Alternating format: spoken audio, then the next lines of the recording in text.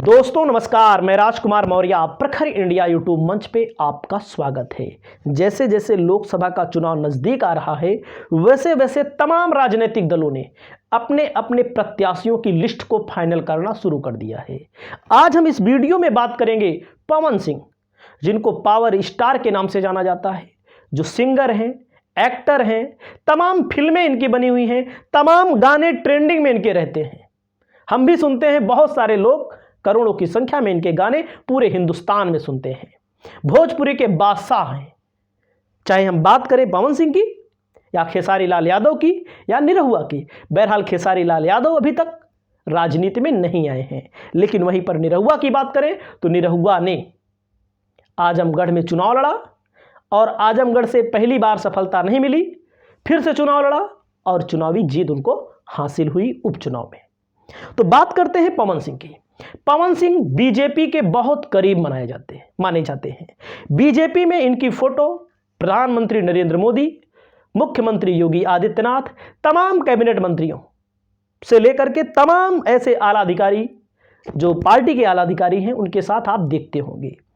और 2019 का जब लोकसभा का चुनाव हो रहा था, पवन सिंह स्टार प्रचारक थे। पवन सिंह प्रचार कर रहे थे, प्रतापगढ़ लोकसभा सीट पर आए थे प्रचार करने के लिए। तो हम भी रास्ते से जा रहे थे तो मैंने देखा है। आमतौर पर मैं बता दूं, किसी भी स्टार प्रचारक वगैरह की भीड़ उड़ जब होती है तो मैं आमतौर पर जाता नहीं, क्योंकि मैं सोचता हूं टीवी पर तो देख ही रहे हैं, मोबाइल में देख ही रहे हैं। तो मैं बात करता हूं पवन सिंह की।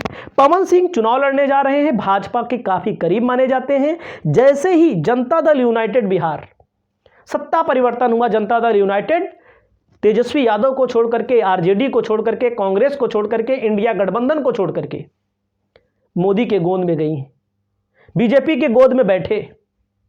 वैसे ही एक तस्वीर वायरल हुई जिसमें सुपरस्टार पवन सिंह हाथ जोड़े हुए हैं और नीतीश कुमार से मुलाकात कर रहे हैं। ऐसा बताया जा रहा है किसी लोकसभा सीट से, बिहार की किसी भी लोकसभा सीट से, आरा हो सकता है या अन्य कोई लोकसभा सीट होगी, उसके बारे में हम बाद में डिस्कस कर लेंगे, क्योंकि उसके बारे में भी थोड़ा जानकारी कम है। तो जब जानकारी नहीं हो तो नहीं बोलना चाहिए। वहां से चुनाव लड़ सकते हैं। पवन सिंह को लेकर के ये चर्चा काफी दिन से है। अक्षरा सिंह को लेकर के विवादों में रहते हैं, अपनी पत्नी ज्योति सिंह को लेकर के विवादों में रहते हैं और विवादित गायक हैं, विवादित सिंगर हैं, एक्टर हैं।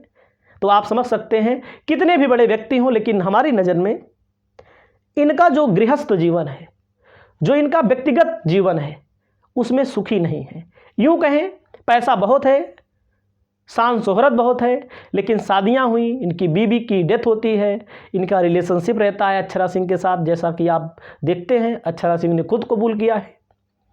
और मैं आपको बता दूं, अक्षरा सिंह को लेकर के तो रहते हैं, लेकिन मैं आपको बताऊं, इस साल यह खबर आ रही है कि गुंजन सिंह, भोजपुरी स्टार गुंजन सिंह भी चुनाव लड़ सकते हैं।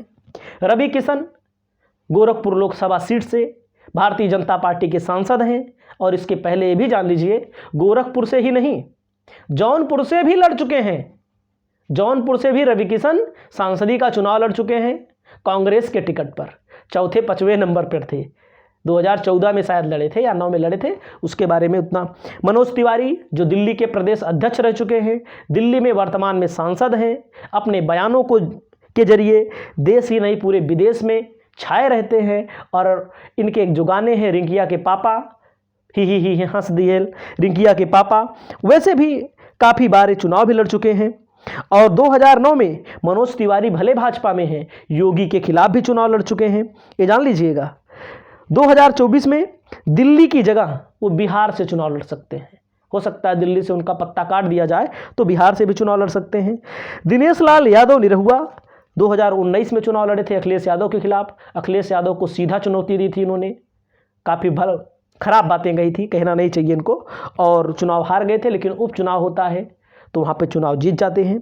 तो देखते हैं पवन सिंह कौन सी सीट से चुनाव लड़ेंगे। वैसे मैं बता दूं, नीतीश कुमार की पार्टी से चुनाव लड़ेंगे, जनता दल यूनाइटेड से चुनाव लड़ेंगे, जहां तक संभावना जताई जा रही है। देखते हैं राजनीति में क्या होता है। राजनीति संभावनाओं का खेल है, सारी चीजें संभावनाओं के ऊपर डिपेंडेंट हैं। इस वीडियो में इतना ही। नमस्कार, जय हिंद, जय भारत।